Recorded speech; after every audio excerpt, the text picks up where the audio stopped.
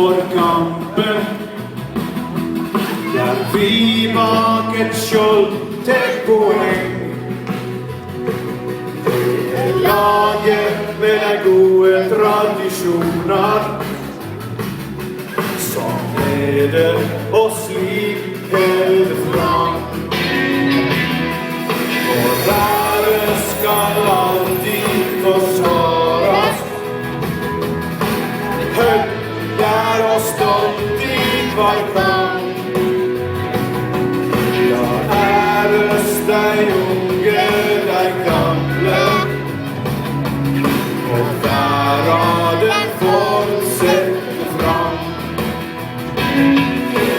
Låg hvite spreng ut på Høgvoll, siden 1919 med et mål.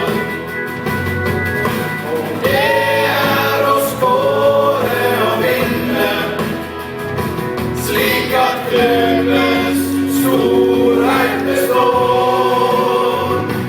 Vi skal alltid kjempe om poenga, når vi seirar i kampenes gang. Vår truskap er alltid til laget. Vi roper i kor, heia høy!